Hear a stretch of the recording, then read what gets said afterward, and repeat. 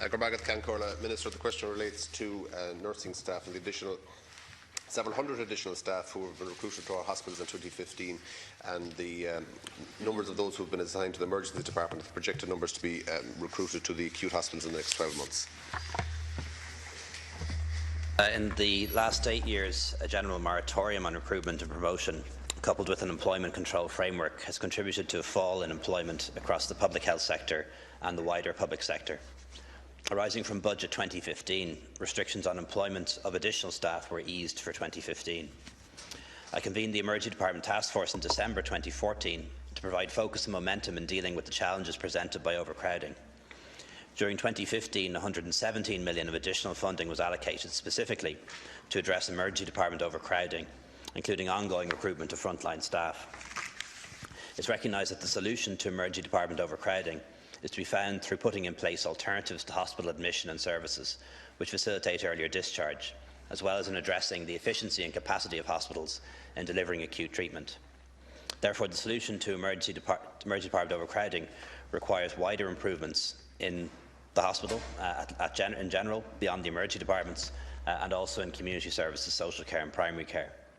As mentioned previously, SDU figures are showing an 8% reduction in overcrowding this November compared to last.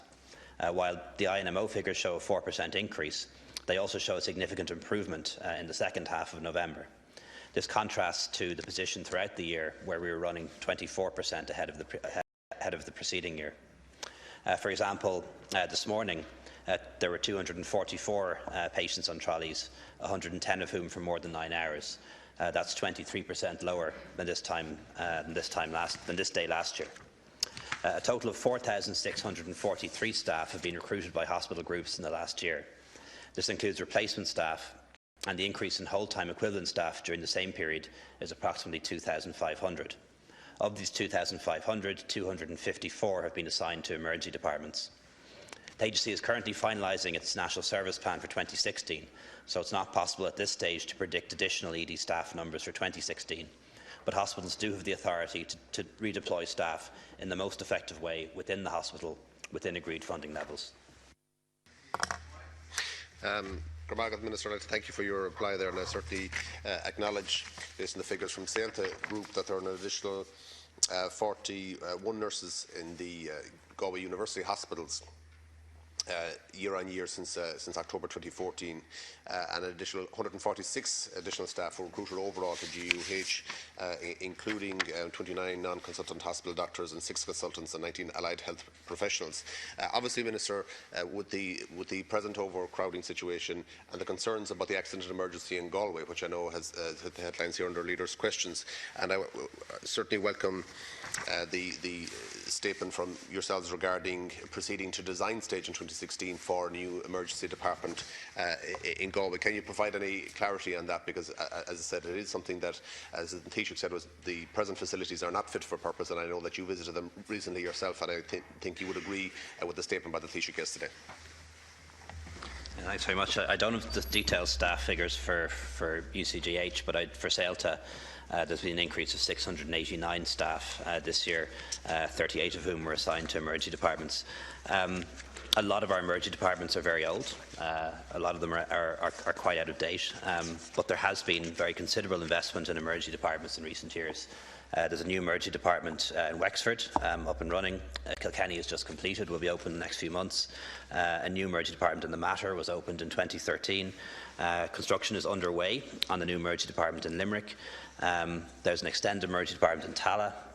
Clonmel is currently being upgraded. Mullingar extended ED is currently under construction, and the planning application for the Children's Hospital's new emergency departments and satellite centres is currently in front of Bord Bonnalla. So I think it's fair to say in the past 5 years there's probably been more investment than ever in new emergency departments and extended emergency departments. The difficulty is that a lot of our health infrastructure remains very old. Some of it is 200 years old, and you can't just replace it all overnight. It's going to take quite some time. But it is acknowledged that even if there was no overcrowding in Galway, the emergency department is still out of date and would need to be replaced. So the intention is in 2016 to proceed to design and planning of that development to allow it to proceed in the years to come. and just because it doesn't appear and isn't specifically mentioned in the 6-year capital plan doesn't mean it isn't going to happen. All that's mentioned in the capital plan are the national projects and the national programmes, not individual wards and departments across the hospitals around the country. Thank you, Minister. And I certainly welcome that clarification, because there has been some misinformation or slightly skewed information out there. So I certainly welcome that the plans for Emergency Department of Galway will proceed, or it's your intention to proceed to design stage in 2016. Obviously, there's the issues of nursing shortfall, which I understand is worldwide. Could you also clarify in relation to the additional facilities in Galway, that there is a 75-bed ward presently under construction, that there are 30 extra beds being planned for the old physio ward for delivery in the early spring, and that there was 14 beds provided in Merlin Park in May of this year, and that this will help to ease the overcrowding situation in the next number of months, but that certainly the emergency department is still a huge issue, and the staff there do a tremendous job in very difficult situations in the emergency department of Galway. Minister.